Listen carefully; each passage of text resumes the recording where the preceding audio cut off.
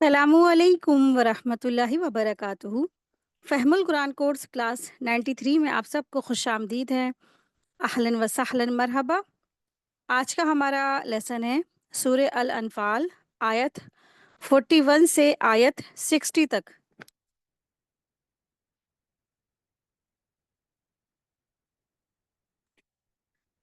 रसूलुल्लाह सल्लल्लाहु अलैहि वसल्लम ने फरमाया, क़यामत के दिन उलमा की स्याही और शुहदा के खून का जो बैलेंस होगा वो तौला जाएगा। यानी कि उन दोनों की जो स्याही और खून को तोला जाएगा, वज़न किया जाएगा।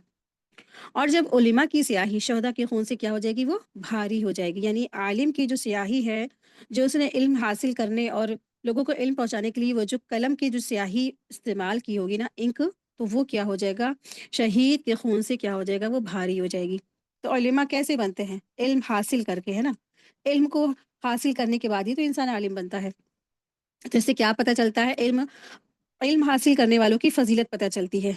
जो इल्म हासिल करते हैं, उनका पढ़ना, उनका लिखना वो ज़ाया नहीं जाता है। वो जो आज लिख रहे हैं, जो अपनी कॉपीज़ में, अपने नोट्स बुक में, आप देखिए कितनी बड़ी बात है ना, कि वो जो जब आमालनामा जब तौला जाएगा, तो पलड़े में रख दिया जाएगा। यहाँ तक कि जो शहीद हुआ है, उसकी खून जो है क्या हो जाएगा, पलड़ा नीचे हो जाएगा, जबकि उलेमा की जो स्याही का पलड़ा है, वो भारी हो जाएगा। तो अल्लाह तबारक ताला से दुआ है, अल्लाह सुब्हानहू व तआला हम सब का ये पढ़ना पढ़ाना सीख और इसको जो अमल करना हम सबके कबूल फरमाए। अल्लाह तबारक ताला से दुआ है कि हम सब का ये पढ़ना पढ़ाना सीखना सिखाना कबूल फरमाए, और हम सबको इसको जो पढ़ भी रहे हैं ना, उसको हमारे अमलों में ढाल दे और अमल भी हमारे कबूल फरमाए। और अल्लाह तबारक ताला की हम सब की जो है दर्जात की बुलंदी का बायस बन जाए। हम सब के वालिदैन और हम सब की औलादों को अल्लाह तबारक ताला जन्नतुल फिरदौस में आला मुकाम अता फरमाए। आमीन या रब्बल आलमीन। नहमदुहु व नुसल्ली अला रसूलिहिल करीम, अम्मा बाद, फ़अऊज़ु बिल्लाहि मिनश शैतानिर रजीम, बिस्मिल्लाहिर रहमानिर रहीम। रब्बि इश्रह ली सदरी व यस्सिर ली अमरी वहलुल उक़दतम मिन लिसानी यफ़क़हू क़ौली। रब्बी ज़िदना इल्मा, रब्बि यस्सिर व ला तुअस्सिर व तम्मिम बिल खैरि व बिका नस्तईन। आमीन या रब्बल आलमीन। आयत देखिए, आयत नंबर 41, सूरह अनफ़ाल। आज का हमारा लेसन है सूरह अनफ़ाल, आयत नंबर 41 टू 60, 10th पारा है। बिस्मिल्लाहिर्रहमानिर्रहीम। वअलमू अन्नमा गनिमतुम मिन शैइन फ़अन्न लिल्लाहि खुमुसहु वलिर्रसूलि वलिज़िल क़ुरबा वल यतामा वल मसाकीनि वब्निस सबीलि इन कुंतुम आमंतुम बिल्लाह वमा अंज़लना अला अब्दिना यौमल फ़ुरक़ानि यौमल तक़ल जमआन वल्लाहु अला कुल्लि शैइन क़दीर। और जान लो कि जो कुछ तुम्हें गनीमतों के सूरत में माल मिले हैं, उसका पांचवा हिस्सा अल्लाह का और उसके रसूल का है, और नातेदारों का और यतीमों का, मोहताजों का, मुसाफिरों का है, अगर तुम अल्लाह पर और उस चीज़ पर ईमान रखते हो जो हमने अपने बंदे पर फैसले के दिन उतारी, जिस दिन दोनों गिरोहों में मुठभेड़ हुई, और अल्लाह को हर चीज़ पर पूरी कुदरत है। अल्लाह तबारक ताला बहुत कुदरत रखने वाले हैं। तो यहाँ पे अल्लाह सुब्हान ताला फरमा रहे हैं, वालमू अन्नमा गनिमतुम, जो भी गनीमतें तुमने हासिल की हैं।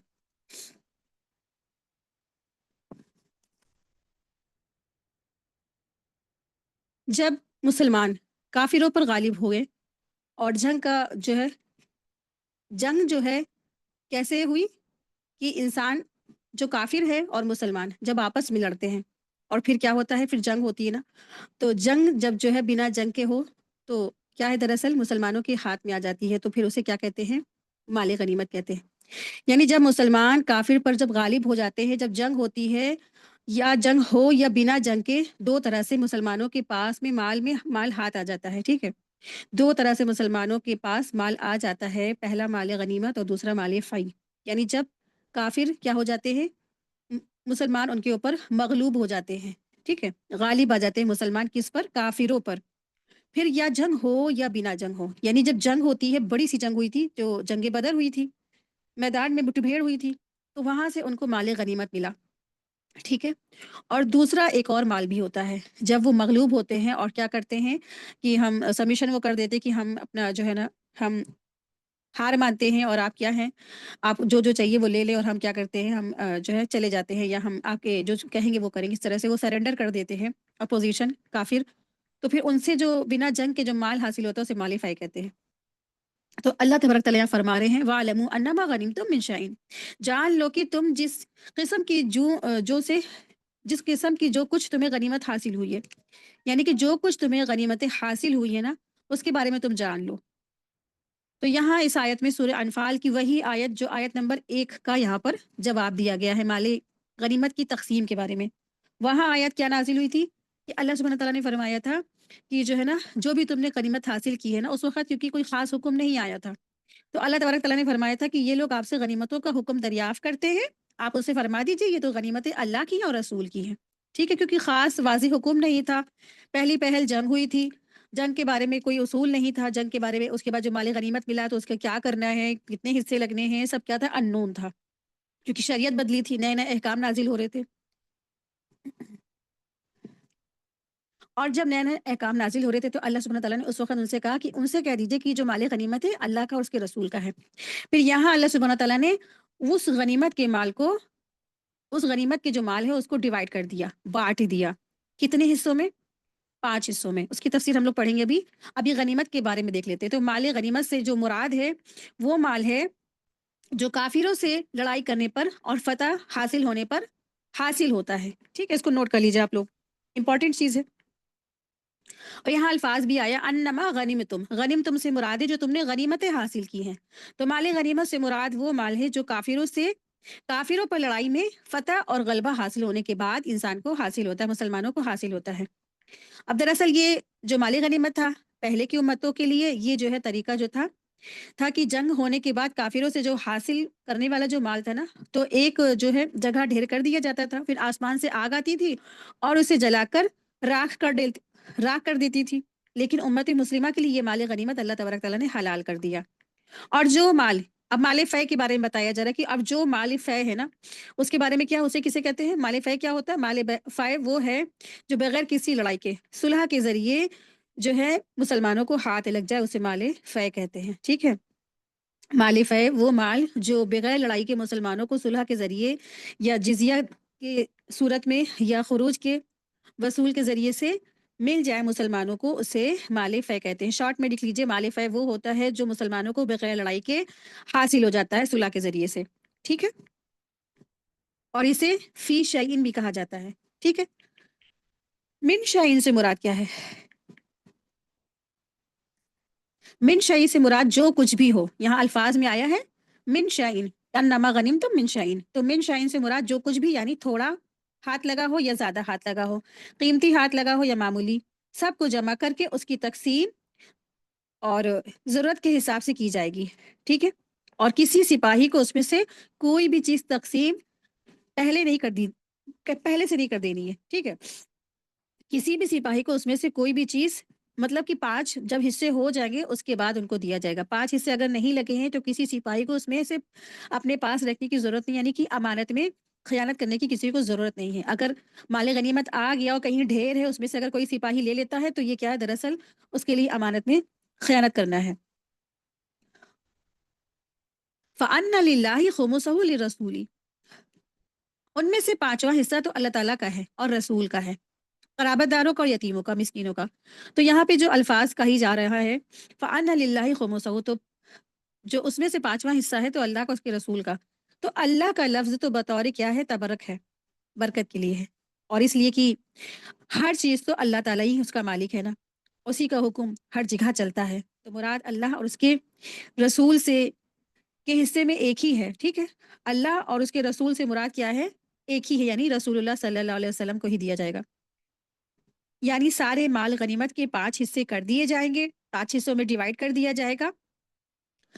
تو ان مجاہد میں تقسیم کیا جائے گا جنہوں نے جنگ میں حصہ لیا تھا. جو پیادے ہوتے، جو پیدل چلنے والے کو ایک حصہ دیا جائے گا، اور سوار کو جن کی سواری ہوتی ہے، جو اونٹ اور گھوڑے وغیرہ پہ جو سوار ہو کر جنگ میں جو ہے ظاہر مطلب کہ شامل ہوتے ہیں، ان کے لیے 3 گنا حصہ ان کو ملے گا. 3 گنا ان کے لیے حصہ ہے. اور 5واں حصہ جسے آپ صلی اللہ علیہ وسلم کے بعد، اور 5واں حصہ جسے عربی زبان میں خمس کہتے ہیں. ٹھیک ہے، कहा जाता है कि उसके फिर 5 हिस्से किए जाएंगे। ठीक है, देखिए सबसे पहले आप ये समझे कि जो खुमुस है, जो माल गनीमत है, उसके 5 हिस्से कर दिए गए। 4 मुजाहिद में कर दिए गए, और जो है एक जो हिस्सा बचा वो अल्लाह उसके रसूल का है। अब उसके क्या है, उसके भी 5 हिस्से किए जा रहे हैं। उस खुमुस के भी, जो अल्लाह रसूल का जो हिस्सा है उसे खुमुस कहते हैं।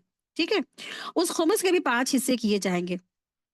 एक हिस्सा रसूलुल्लाह सल्लल्लाहु अलैहि वसल्लम, और आपके बाद इसे मफाद आमा में खर्च किया जाएगा। यानी कि एक तो हिस्सा जो था रसूलुल्लाह सल्लल्लाहु अलैहि वसल्लम का था, और आप सल्लल्लाहु अलैहि वसल्लम की वफात के बाद लोगों के जो है भले के लिए उसमें खर्च किया जाएगा। ठीक है, जैसे कि खुद आप सल्लल्लाहु अलैहि वसल्लम भी ये हिस्सा मुसलमानों पर ही खर्च कर देते थे, बल्कि आप सल्लल्लाहु अलैहि वसल्लम ने फरमाया कि मेरा जो 5वां हिस्सा है ना, वो भी मुसलमानों के मसाले यानी फ़ायदों पर ही खर्च होता है, भले के लिए खर्च होता है। खुद रसूलुल्लाह सल्लल्लाहु अलैहि वसल्लम और या उम्महातुल मोमिनीन ने कभी भी अपने पास कोई ख़ज़ाने नहीं रखे, कोई गोल्ड, कोई सिल्वर, कोई चांदी नहीं रखी, जो भी होता था सब तक़सीम कर देते थे लोगों में। और दूसरा जो हिस्सा, जो खुमुस का जो दूसरा हिस्सा होगा, वो रसूलुल्लाह सल्लल्लाहु अलैहि वसल्लम के जो क़राबतदार हैं, फिर यतीम हैं, फिर मिस्कीन हैं, फिर मुसाफिर हैं, और कहा जाता है कि यही खुमुस हस्ब ज़रूरत खर्च किया जाएगा। ठीक है, तो रसूलुल्लाह सल्लल्लाहु अलैहि वसल्लम को जो खुमुस का हिस्सा दिया जाएगा उसमें से भी 5 हिस्से लगेंगे। उन पाँचों को जो है इस तरह से डिवीज़न किया जाएगा, डिवाइड किया जाएगा इस तरह से। और अल्लाह सुब्हानहू व तआला फरमा रहे हैं, तो यहाँ पे अल्लाह तबारक तआला ने फरमाया ना कि इसमें से जो 5वां हिस्सा अल्लाह उसके रसूल का है, और क़राबतदारों का, और यतीमों का, और मिस्कीनों का, और काफिरों का है। अगर तुम ईमान रखते हो, इन आमनतुम इन कुंतुम आमनतुम बिल्लाहि वमा अंज़लना अला अब्दिना यौमल फुरकान, अगर तुम अल्लाह पर ईमान लाए हो और उसकी उस चीज पर जो हमने अपने बंदे पर उस दिन उतारी है, तो उस दिन से मुराद यहाँ पर फरिश्तों का और आयत इलाही यानी मौजज़ा का नुज़ूल है, जो बदर में वाक़ हुआ था ना, जो फरिश्ते के नुज़ूल हुआ था ना, उस दिन फरिश्ते कैसे मुसलमानों के लिए मदद के लिए उतर आए थे, अल्लाह ताला ने कैसी गैबी मदद की थी मुसलमानों की, तो उसके बारे में यहाँ जिक्र किया जा रहा है। यौमल तकल जमआन, जो दिन हक और बातिल की फर्क का था, यानी बदर की जो जंग 2 हिजरी 17 रमजान मुबारक की हुई। ठीक है, बदर की जंग 2 हिजरी 17 रमजान मुबारक को हुई। उस दिन को यौमुल फुरकान भी कहते हैं, तो अच्छी तरह से नोट कर लीजिए इसको। बदर की जंग को यौमुल फुरकान का दिन कहते हैं। इसलिए कहा गया है क्योंकि इस दिन काफिर और मुसलमानों के दरमियान ये जो पहली जंग थी, और मुसलमानों को इसमें फतह और गलबा भी जो है मिला, और इस्लाम हक है। ठीक है, मुसलमानों को ये फतह गलबा भी देकर साफ कर दिया गया कि इस्लाम हक पर है, और कुफ्र और शिर्क क्या है, दरअसल ये बातिल है, ये झूठ है। तो इसीलिए इस जंगी बदर को यौमुल फुरकान भी कहते हैं। जिस दिन दोनों फौजें भिड़ गई थी, और अल्लाह हर चीज पर कादिर है, तो जिस दिन दोनों फौजें भिड़ गई, दोनों फौजें भिड़ गई से मुराद यहाँ पे क्या है, मुसलमान और काफिर मुराद है। ठीक है,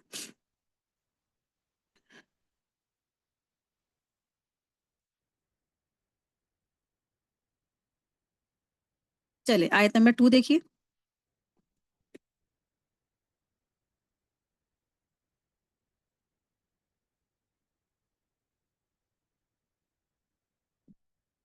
आयत नंबर 41 में माल गनीमत की तकसीम के बारे में बताया गया, और आयत नंबर 42 से आयत नंबर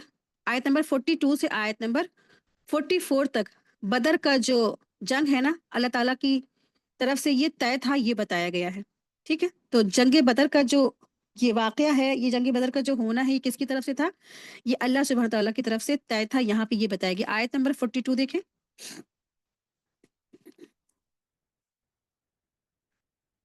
याद करो जब तुम घाटी के करीब किनारे पर थे, और वो घाटी से दूर किनारे पर थे, और काफिला तुमसे नीचे की ओर था, और वक्त मुकर्रर पर अगर तुम वक्त मुकर्रर करते तो जरूर तुम वक्त मुकर्रर पर ना पहुंचते, लेकिन जो कुछ हुआ वो इसलिए कि अल्लाह उस बात का फैसला कर दी जिसका पूरा होना यकीनी था, ताकि जिसे मरना हो वो खुले तौर पर देख यही मरे, और जिसे जिंदा रहना है उसे खुले तौर पर वो देखकर जिंदा रहे। बेशक अल्लाह ताला खूब सुनने वाला और जानने वाला है।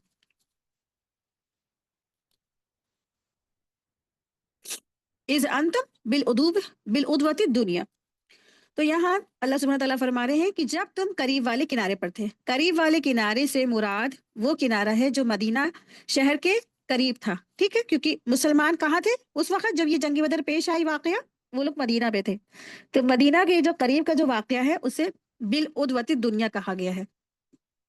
वहुम बिल उदवतिल कुस्वा, और वो दौर وہ جو ہے دور والے کنارے پر تھے. تو اور وہ جو دور والے کنارے پر سے مراد وہ کنارہ ہے جو مدینہ منورہ سے کیا تھا، جو دور پر تھا، جہاں مشرکین موجود تھے. ول والرکب اسفل منکم، اور جو قافلہ تم سے نیچے کی طرف تھا. یعنی جو قافلہ، جو ابو سفیان کا جو قافلہ، تجارتی قافلہ تھا نا، وہ بدر سے بہت دور مغرب کی طرف نیچے کی طرف تھا، جبکہ بدر کا میدان بلندی پر تھا.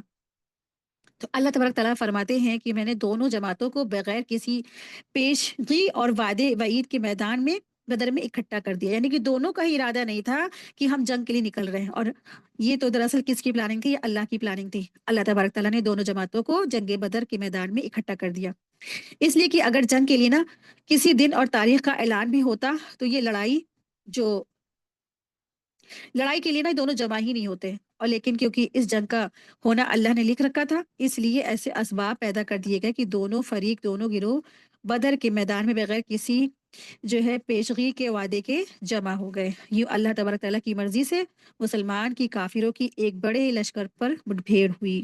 کمزور ہونے کے باوجود اور نہتے ہونے کے باوجود، تعداد بھی کم ہونے کے باوجود، اللہ تعالیٰ نے مسلمانوں کو فتح دے دی، کیونکہ اللہ تعالیٰ چاہتا تھا کہ اس دین کا جو ہے وہ غالب ہو جائے. یہ دین دراصل یہ غالب ہو، اور اللہ کا دین کا جو کلمہ ہے وہ بلند ہو کر رہے گا، تاکہ اب کسی کے پاس نہ اسلام قبول نہ کرنے کی کوئی حجت باقی نہ رہے. یعنی اللہ سبحانہ تعالیٰ نے یہ جنگ بدر کا کیوں پیش آیا واقعہ، دراصل یہ دین کیا ہو جائے، یہ غالب آ جائے، اور پھر لوگ یہ نہ عذر پیش کریں، یہ لوگ بہانے نہ بنائیں کہ اللہ ہم کیسے قبول کرتے اسلام اور ہم تو مغلوب تھے. تمام طرح کے لوگ عذر نہ پیش کریں. آیت دیکھیں، آیت نمبر 43 ہے. یریکہم اللہ فی منامک قلیلا ولو اراکہم کثیرا لفشلتم ولتنازعتم فی الامر ولکن اللہ سلم انہم علیم بذات الصدور. جب اللہ تجھے تیرے خواب میں دکھا رہا تھا کہ وہ تھوڑے ہیں، اور اگر وہ تجھے دکھاتا کہ وہ بہت ہے تو تم ضرور ہمت ہار جاتے اور اس معاملے میں آپس میں جھگڑنے لگتے. اور لیکن اللہ تعالیٰ نے سلامت رکھا، بے شک وہ سینوں والی بات کو بھی خوب جاننے والا ہے. ٹھیک ہے، تو یہاں اشارہ ہے کہ اللہ سبحانہ و تعالیٰ نے آپ صلی اللہ علیہ وسلم یعنی نبی صلی اللہ علیہ وسلم کو خواب میں کافروں کی تعداد تھوڑی کر کے دکھائی. ٹھیک ہے، یہاں اسی کی طرف اشارہ ہے. اور آپ دیکھیں کہ آپ کو پتہ ہے کہ رسول کا جو خواب ہوتا ہے، جو نبی کا خواب ہوتا ہے، وہ کیا ہوتا ہے؟ سچا ہوتا ہے، سچ ہوتا ہے.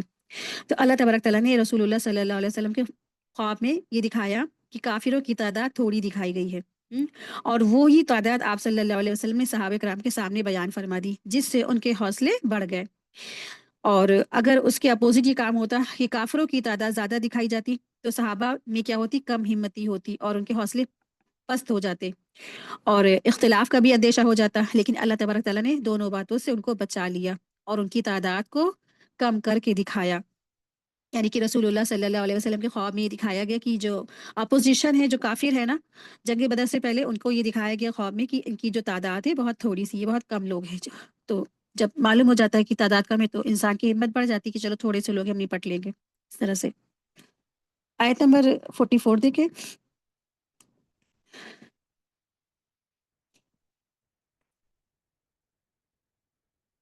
اور جب تمہاری آپس میں مٹبھیڑ ہوئی تو وہ تمہاری نگاہوں میں انہیں کم کر کے اور تمہیں ان کی نگاہوں میں کم کر کے دکھا رہا تھا، تاکہ اللہ اس بات کا فیصلہ کر دے جس کا ہونا طے تھا، اور سارے معاملے اللہ کی طرف لوٹتے ہیں.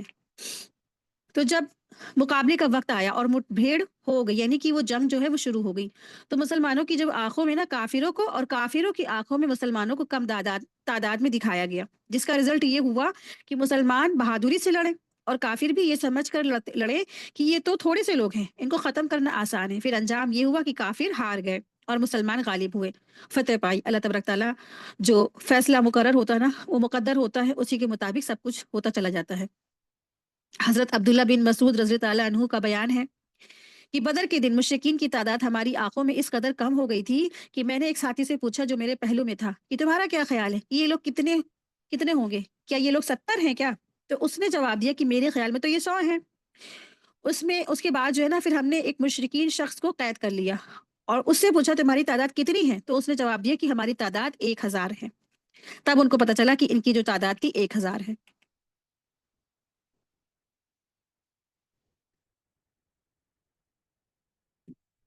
آیت دیکھیے، آیت نمبر 46، آیت نمبر 46 سے آیت نمبر 47 تک. दौरान जंग मुसलमानों को कुछ हिदायत दी गई है। उन्हें बताया गया है कि जब मुठभेड़ हो मुसलमानों का काफिरों से तो उन्हें क्या-क्या एहतियात रखना होगा।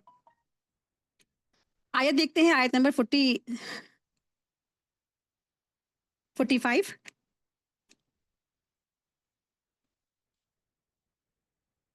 ए ईमान वालों, जब तुम्हारा किसी गिरोह से मुकाबला हो और तुम क्या करो, जमे रहो, अल्लाह को खूब याद करो ताकि तुम्हें कामयाबी मिल जाए। यहाँ से मुसलमानों को जंग के वो आदाब सिखाए जा रहे हैं जो उन्हें जंग के वक्त जरूर अमल करना चाहिए। यहाँ इस आयत में दो चीजें उनको बताई गई हैं, समझाई गई हैं कि अहले ईमान को ये हुक्म दिया गया, जब कभी भी किसी जमात से तुम्हारा मुठभेड़ हो यानी जंग और लड़ाई की नौबत आ जाए तो तुम्हें क्या करना है, सबसे अहम चीज तुम्हें साबित कदम रहना है और साबित कदम के साथ उनका मुकाबला तुम्हें करना है। ये उनकी पहली हिदायत की गई, क्या करना है, साबित कदमी, इस्तिकामत की।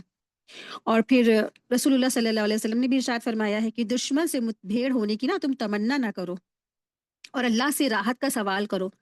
फिर अगर मुठभेड़ तुम्हारी अगर हो जाए तो जम कर लड़ो और जान लो जन्नत तलवारों के साय में है। सही बुखारी की हदीस, हदीस नंबर 3025 है। और यहाँ पे उनको दूसरी हिदायत क्या दी गई है, वस्कुरुल्लाह कसीरा, और अल्लाह को खूब याद करो।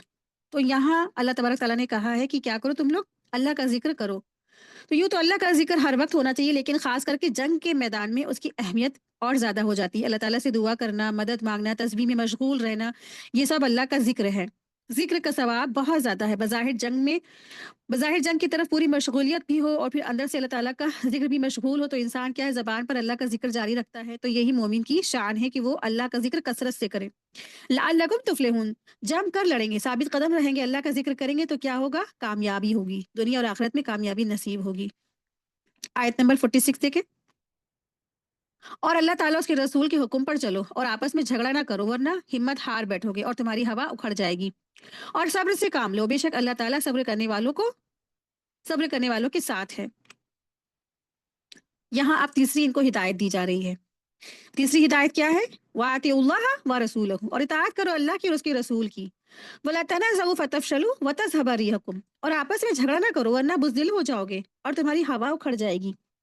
आपस में झगड़ने की वजह से क्या हो जाता है, इंसान की रौब खत्म हो जाता है और मुसलमानों के आपसी इख्तलाफ और इंतशार को देखकर इन जो दुश्मन है ना उनके दिलों से खौफ निकल जाता है, वो बेखौफ हो जाते हैं और इनके दिलों से मुसलमानों का खौफ क्या होता है, चला जाता है। काफिरों को शिकस्त देने के बहुत से तरीके हैं, जैसे जंगी ट्रेनिंग है और असलहे आदि। इन सब से बढ़कर आपसी मेल जोल और इत्तिहाद, एतमाद की जरूरत है।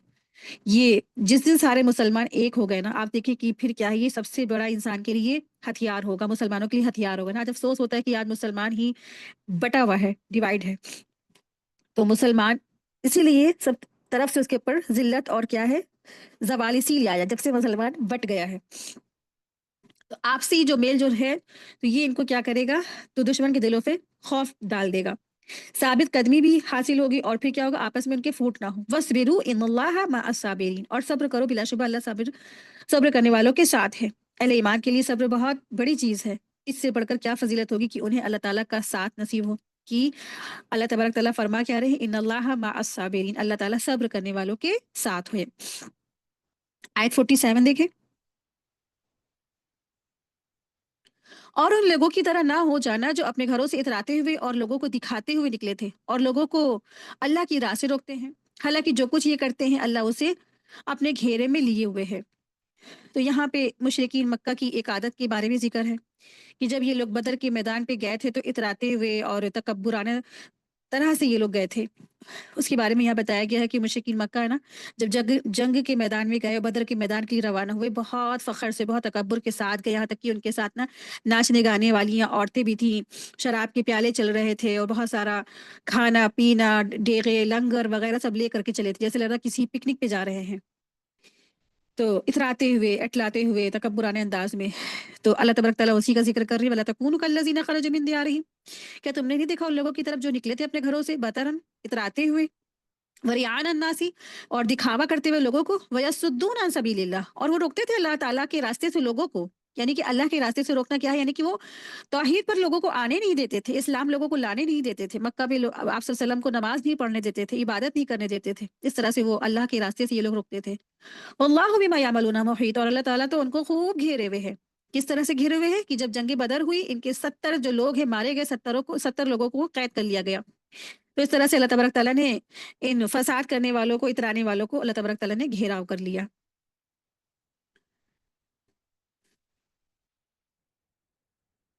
आयत नंबर 48 देखें।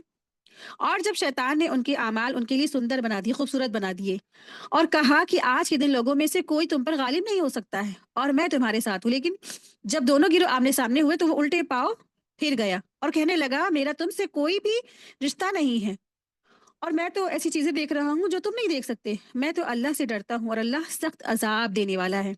ये कौन कह रहा है? शैतान कह रहा है। तो जो शैतान है ना, उसका धोखे के बारे में यहाँ बताया जा रहा है। आयत नंबर 48 में शैतान के धोखे के बारे में बता दिया गया कि शैतान इंसान के जो रूप है ना, इंसान का जो सूरत है, वो इख्तियार करके कुरैश मक्का में शामिल हो गया था। और जो उनको ना झूठी तसल्ली भी उसने दी और कहा ना कि जब झूठी तसल्ली दी और जब जब जंग छिड़ गई, तो फिर जब जंग छिड़ गई, चारों तरफ से तलवार और तीरों की बारिश होने लगी, तो और उसने कहा कि आज ना तुम पर कोई गालिब नहीं आने वाला है, आज तुम पर कोई गालिब नहीं आ सकता है और मैं ना तुम्हारे साथ हूँ। और जब उनके सामने, जब शैतान ने देखा कि अब क्या है, इनकी तो मदद फरिश्ते कर रहे हैं, तो फिर वो क्या उसने किया, दुम दबाकर भाग गया उस रास्ते से, यानी कि जंग से वो भाग गया उन लोगों को अकेला छोड़ करके। तो शैतान का मैदान बद्र से भाग जाना यहाँ पे बताया गया है। तो शैतान हमेशा से ना इंसान का खुला दुश्मन है। वो चाहता है कि काफिर जो है कुफ्र पर जमे रहे और अहले इस्लाम से वो जंग करते रहे। उसकी ख्वाहिश है कि कुफ्र फैले और इस्लाम क्या हो जाए, ना बढ़े, ना सिम और वो जो सिमट जाए, कुफ्र फैले और इस्लाम आगे ना बढ़े।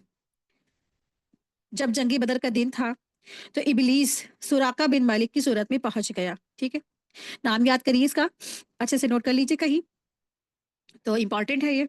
जंग बदर का दिन जब था तो इबलीस जो था सुराका बिन मालिक की शक्ल में पहुंच गया जंग बदर में। सुराका जो बनी कनान के सरदारों में से था, जो बाद में मुसलमान भी हो गया था। इबलीस ने कुरैश मक्का से कहा कि तुम लोग ना, यहाँ जंग मैदान में ये बात हो रही है कि इबलीस ने कुरैश मक्का से कहा ना, तुम लोग जो हरगिज इरादे से बाज ना आओ, बल्कि चलो मैं तुम्हारा मददगार हूँ। आज तुम पर कोई गलबा पाने वाला नहीं है। यहाँ तो मक्का में, या तो मक्का में हुआ और फिर बदर में भी वो आ गया। जब मुसलमान और काफिर की सफ़े मुकाबले के लिए खड़ी होकर दी गई, तो यहाँ भी मुशरिकीन की सफ में उसी सुराका वाली सूरत में मौजूद रहा और हारिस बिन हिशाम का साथ पकड़े हुए था। ठीक है, हारिस बिन हिशाम का साथ था वो और उसका हाथ पकड़े हुए था। जब उसने देखा कि हजरत जिब्रील अलैहिस्सलाम घोड़े की लगाम पकड़े, यानी कि बद्र वाले दिन जब फरिश्तों का नुज़ूल हुआ था ना, और जिब्रील अलैहिस्सलाम घोड़े की लगाम पकड़े हुए रसूलुल्लाह सल्लल्लाहु अलैहि वसल्लम के सामने मौजूद है, तो वो हाथ छुड़ाकर भागने लगा। जिसका हाथ पकड़ा था वो, उसका नाम क्या था? हारिस। तो उसने कहा कि तू तो जंग से पहले भागा जा रहा है। इस पर उसने कहा, हारिस के सीने पर खूब जोर से उसने मतलब हाथ मारा और उल्टे पांव वहां से भाग गया। उसने यूं कहा कि मैं, जब उसने हारिस से क्या कहा, मैं तुमसे बेजार हूँ, मेरा तुम्हारा कोई ताल्लुक नहीं है और मैं तो वो कुछ देख रहा हूँ जो तुम नहीं देख सकते। यानी मैं फरिश्तों को देख रहा हूँ, तुम नहीं फरिश्तों को देख सकते। ये तो उस वक्त की बात हुई, यानी जंगी मैदान की बात हुई। फिर जब ना कुरैश शिकस्त खाकर मक्का पहुंचे, तो यूं कहना शुरू कर दिया उन्होंने कि हमें सुराका ने शिकस्त दी। सुराका को जब ये खबर पहुंची, तो उसने कहा कि तुम लोग मेरे बारे में ऐसा क्यों कहते हो? अल्लाह की कसम, मुझे तो तुम्हारे जाने की ही खबर नहीं थी, मुझे तो तुम्हारी शिकस्त की खबर नहीं थी। और उन लोगों ने कहा कि तू फला दिन ना हमारे पास नहीं आया था। तो सुराका ने कहा, उसने कसम खा करके कहा कि मुझे तो इसकी बिल्कुल खबर ही नहीं है। फिर सुराका और दूसरे लोग मुसलमान हो गए बाद में, तो पता चला कि वो जो उस दिन वहां पे आया था जंगे मैदान में सुराका की सूरत में, वो इबलीस था, ये इबलीस की हरकत थी। इस तरह से उनको ये बात मालूम हुई। तो बदर के दिन जो इबलीस था वो सुराका की सूरत में आया। तो देखिए कितना बड़ा चालबाज है, इंसानों की शक्ल में, सूरत में भी आ जाता है ना लोगों को, और इस तरफ किधर जाता है जिधर बातिल बातिल लोग होते हैं, बातिल परस्त होते हैं, उनके ही ग्रुप में जाता है। आयत देखिए, आयत नंबर 49।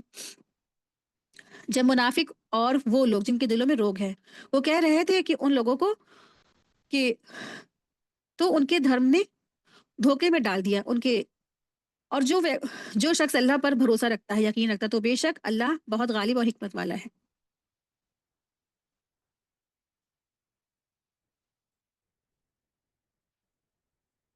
आयत नंबर 49 में मुनाफिकों का तर्ज अमल बताया गया है। इस आयत में मुनाफिकों के बारे में बताया गया है कि मुनाफिकीन ने जब ये सुना ना कि मुसलमान की जो तादाद है, वो जो जंग के लिए गए हुए हैं उनकी जो तादाद है वो 300 दे रहा है, और अपोजिशन जो जिनसे वो लड़ने जा रहे हैं उनकी तादाद 1000 है। 1000 लोगों से ये टकराने चले जा रहे हैं।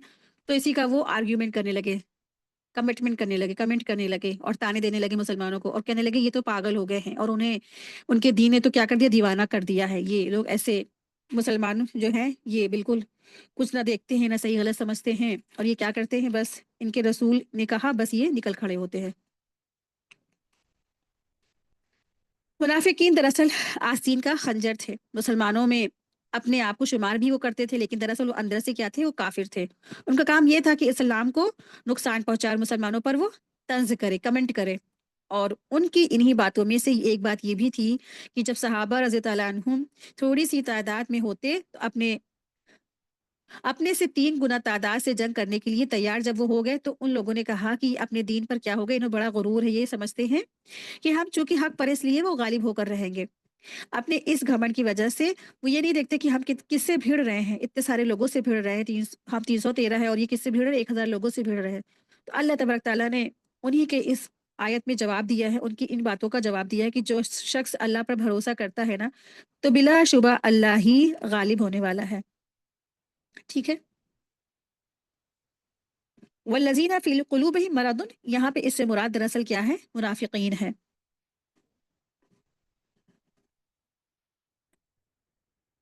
आयत नंबर 50 देखें। काश कि तू देखता कि जब फरिश्ते काफिरों की रूह कब्ज करते हैं और उनके मुंह पर और सरोनियों पर मार मारते हैं, तो वो कहते हैं कि तुम जलने का अजाब चखो।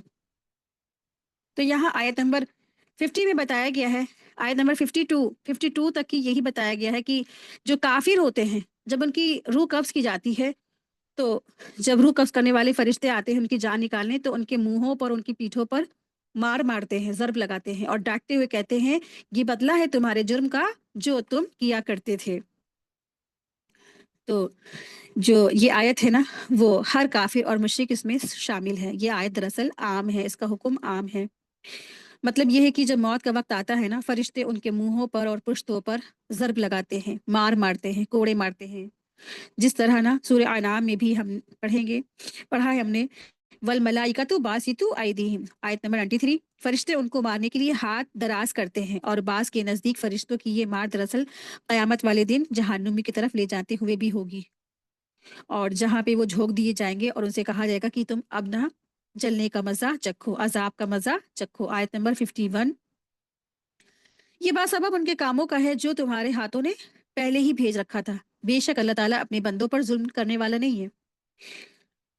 तो अल्लाह तबारक ताला बंदों पर जुल्म नहीं करता है, अल्लाह ताला ने बंदों पर जुल्म करने वाला नहीं है, बल्कि वो तो आदिल है, हर किस्म के जुल्म और जो है जोर से पाक है, जुल्म से और जोर से वो पाक है। हदीस कुदसी में भी आता है, अल्लाह तबारक ताला फरमाते हैं, ए मेरे बंदो, मैंने अपने नफ्स पर ना जुल्म को हराम कर दिया है, और मैंने इसे तुम्हारे और तुम्हारे दरमियान भी हराम कर दिया है, बस तुम एक दूसरे पर जुल्म मत करो। और ए मेरे बंदो, तुम्हारे ही अमाल हैं जो मैंने शुमार कर रखे हुए हैं, बस जो अपने अमाल में भलाई पाएगा उस पर अल्लाह की हम्द करे, और जो इसके अपोजिट यानी बरकस पाएगा तो वो अपने आप को ही मलामत करे। तो अल्लाह तबारक ताला बंदों पर जुल्म ही करते हैं, बंदे खुद अपनी जानों पर जुल्म करते हैं, इसे ये पता चलता है। तो क्यों कुफ्र करे ना, क्यों नहीं सदाकत का जो है इंसान ने साथ नहीं दिया, उन्होंने क्यों कुफ्र का साथ दिया। तो ऐसे लोगों को जो है जब मौत आती है, तो इनके साथ उनके ही जो कमाई होती है उनको वो मिलती है, कमाई जो उन्होंने की है वही उनको उसका सिला मिलता है। मौत से वक्त से इनका जो है अजाब शुरू हो जाता है ऐसे लोगों का। आयत नंबर देखिए, आयत नंबर 52। मिसल फिरौनियों के हाल के और उनके अगलों के कि उन्होंने अल्लाह की आयतों से कुफ्र किया, बस अल्लाह ने उनके गुनाहों की बायस उन्हें पकड़ लिया। अल्लाह ताला यकीनन कुव्वत वाला है और सख्त अजाब वाला है। आयत 53। ये इसलिए कि अल्लाह ताला ऐसा नहीं है कि किसी कौम पर कोई नियामत इनाम फरमाकर फिर बदल दे, जब तक कि ये वो खुद अपनी उस हालत को ना बदल दे जो कि उनकी अपनी ही थी, और ये कि अल्लाह सुनने वाला है और जानने वाला है। तो आयत नंबर 53 और आयत नंबर 54 में नाशुक्री करने वाले की जो है नियामतें हैं उसके छीनने का बयान है। तो इन आयत में वाज़ह कर दिया गया कि जो इंसान नाशुक्री करता है ना, तो इस वजह से अल्लाह ताला उसे नियामतें से महरूम कर देता है, उससे नियामतें छीन ली जाती हैं। जब आले फ़िरौन है और दीगर जो भी काफ़िर कौम है, उन्होंने अल्लाह की नियामतों के साथ नाकदरी की, नाशुक्री की, तो अल्लाह तबारक तआला ने भी उनको हलाक कर दिया।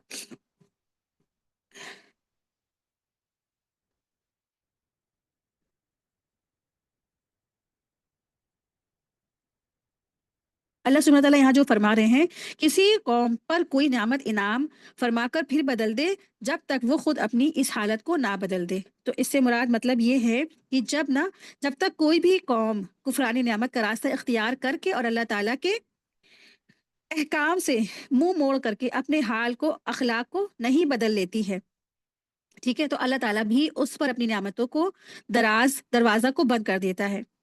तो दूसरे लफ्ज़ों में है ये कि अल्लाह ताला गुनाहों की वजह से अपनी नेमतें छीन लेता है, सल्ब कर लेता है, और अल्लाह ताला के इनामात का जो मुस्तहक बनने के लिए ज़रूरी है कि इंसान गुनाहों से बचे। तब्दीली का मतलब जो यहाँ है वो यही है कि कौम गुनाहों को छोड़कर इताअत इलाही का रास्ता इख्तियार कर ले। आयत देखिए, आयत नंबर 54। मिसल हालत फिरौनियों के और उनसे पहले के लोगों की कि उन्होंने अपने रब की बातें झुटलाई, बस उनके गुनाहों की वजह से हमने उन्हें बर्बाद किया और फिरौनियों को डुबो दिया। ये सारे के सारे जालिम थे। आयत 55। आयत 55 टू 57 यहूद की अहद शिकनी के बारे में बताया जा रहा है। तो इन आयत में जो अहद शिकनी की ना उसका जिक्र है, जो यहूद ने बदर के मौके पर भी की। नबी करीम सल्लल्लाहु अलैहि वसल्लम ने मदीने आते ही ना यहूदियों के तमाम जो ग्रुप थे उनसे एक कॉन्ट्रैक्ट लिया था, मुआहिदा किया था मिसाक़े मदीना के नाम से। और एक अहद ये भी था कि दोनों को जो ग्रुप है ना, बाहरी दुश्मन के हमले की सूरत में बाहम वो क्या करेंगे, एक दूसरे की मदद करेंगे। और जब बाहरी दुश्मन का जो हरगिज वो साथ नहीं देंगे एक दूसरे से खिलाफ जा करके। बदर के जब जंग हुआ तो यहूद का एक जो कबीला बनु कैनका था ना, उसने अहद शिकनी की, यानी इस मुआहिदे के खिलाफ काम किया। उन्होंने कुरैश मक्का को ताऊन का पैगाम भी भेज दिया। अल्लाह ताला ने इन आयत में अहद शिकनी करने वालों को बदतरीन जानवर करार दिया है।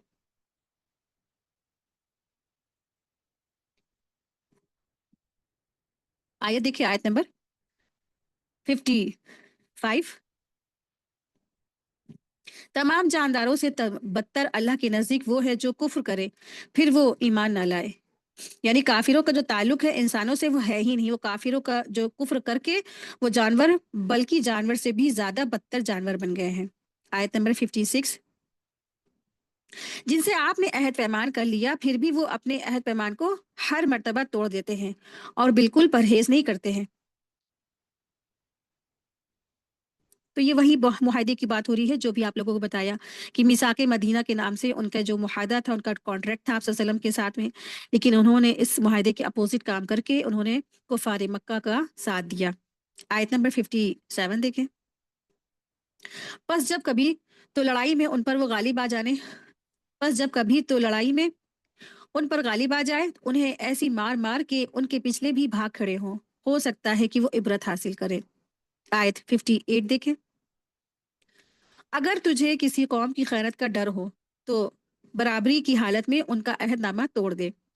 अल्लाह ताला खैरत करने वालों को पसंद नहीं फरमाता है।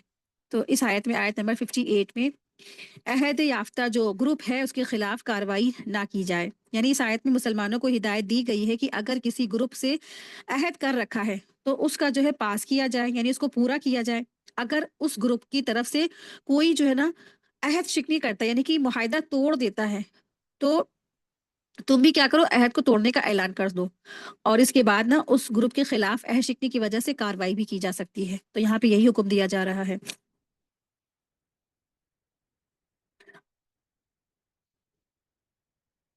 आयत 58। और अगर तुझे किसी कौम की खयानत का डर हो तो बराबरी की हालत में उनका अहदनामा तोड़ दे। अल्लाह ताला खयानत करने वालों को पसंद नहीं करता। आयत 59 देखें। काफिर का ये ख्याल काफिर ये ख्याल ना करे कि वो भाग निकले, यकीनन वो आजिज नहीं कर सकते हैं। आयत 60 देखें। तुम उनके मुकाबले में तुम उनके मुकाबले के लिए अपनी ताकत भर कुवत की तैयारी करो और घोड़े की तैयारी करो। घोड़ों की तैयार रखने की, और उससे तुम अल्लाह के दुश्मनों को खौफ ज़्यादा रख सको, और उनके सवारों को भी जिन्हें तुमने नहीं देख जानते, अल्लाह ताला उन्हें खूब जान रहा है। जो कुछ भी अल्लाह की राह में सर्व करोगे वो तुम्हें पूरा पूरा दे देगा, तुम्हें दिया जाएगा, और तुम्हें तुम्हारा हक ना मारा जाएगा। आयत नंबर 59 टू 60 जंग के लिए भरपूर तैयारी करने का हुक्म दिया गया है। ठीक है, इन आयत में अल्लाह सुब्हानहू तआला ने कुफ़ार को खबरदार किया है कि अगर वो बदर के मैदान से ना जान बचाकर निकल भागे हैं, तो कहीं ये ना ये समझे कि अल्लाह को वो आजिज़ कर सकते हैं। अल्लाह ताला ने तो उनको मोहलत दे दी है, और मुसलमानों को हुक्म दिया है कि कुफ़ार से मुकाबले के लिए हर तरह से भरपूर जंगी क़ुव्वत का और असबाब फराहम कर रखें। इस जंग की तैयारी के लिए इस जंग की तैयारी के ज़रिए से अपने और अल्लाह के दुश्मनों को दहशत ज़्यादा कर दें। तो जो यहाँ अल्फ़ाज़ आया है ना, वअइद्दू लहुम मस्तताअतुम मिन क़ुव्वतिन, ठीक है? कि तुम क्या करो, तुम उनके मुकाबले के लिए अपनी ताकत भरपूर कुव्वत की तैयारी करो। तो मिन कुव्वतिन यानी भरपूर कुव्वत की तैयारी करो, यानी तीरंदाजी। उस वक्त क्या था, तीरंदाजी का वक्त था। उस दौर में बहुत बड़ा जंगी हथियार हुआ करता था, तलवार है, तीरंदाजी है।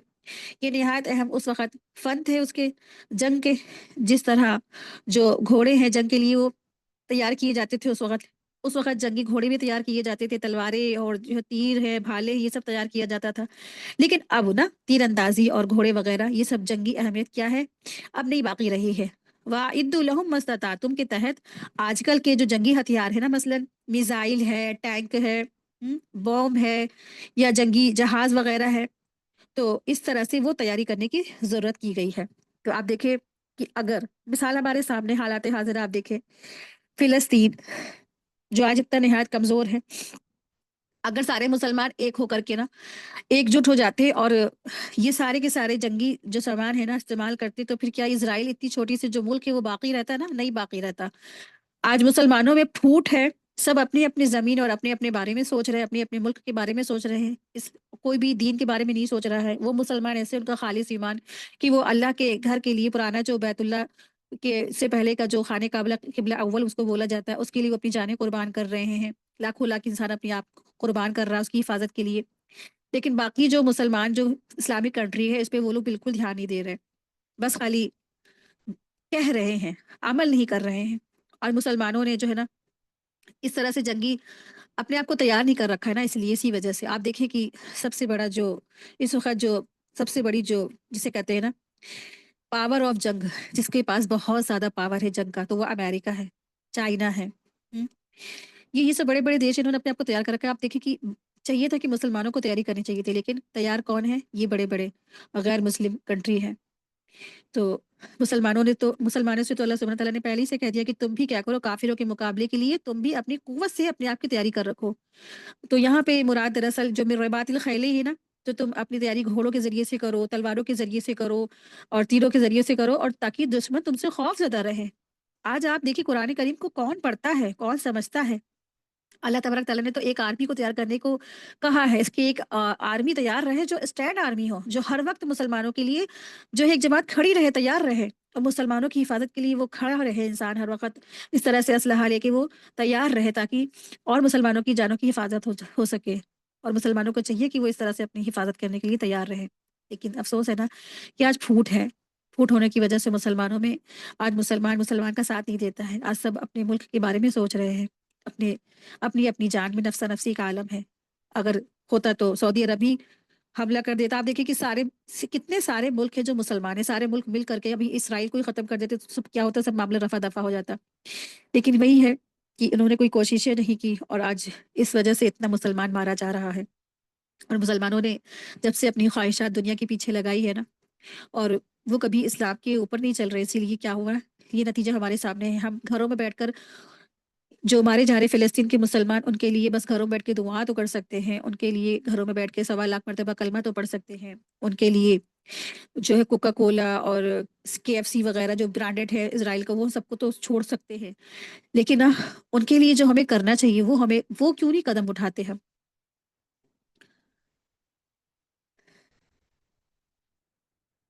تو کہنا بہت آسان ہوتا ہے، کرنا بہت مشکل ہے، لیکن اگر آپ دیکھیے جب انسان قرآن کریم کے احکامات کے حساب سے چلتا ہے کہ انسان کو چاہیے کہ ایک گروپ ہونا چاہیے کہ جو ہے نا مسلمانوں میں سے جو ایک اسٹینڈ آرمی ہو اور وقت کھڑی رہے مسلمانوں کی دفاع کے لیے، اور وہ ہر زمانے کے لحاظ سے وہ اس کے پاس ہر چیز موجود ہو جس کے ذریعے سے وہ مسلمانوں کی حفاظت کرے، نئی نئی ٹیکنیک اس کے اندر ہو، نئی نئی چیزیں اس کے اندر ہو، اس کے پاس میں ہو، کسی طرح سے بھی وہ کیا ہو پیچھے نہ ہو کسی سے، تو پھر کیا ہوگا؟ پھر مسلمانوں کا ڈر ان کے دلوں میں بیٹھ جائے گا، خوف بیٹھ جائے گا، ٹھیک ہے؟ اسی کے ساتھ ہی آج ہی ہماری کلاس مکمل ہوئی، وآخر دعوانا ان الحمد للہ رب العالمین، سبحانک اللہم و بحمدک، اشہد ان لا الہ الا انت، استغفرک و اتوب الیک، السلام علیکم و رحمۃ اللہ وبرکاتہ، جزاکم اللہ خیرا کثیرا۔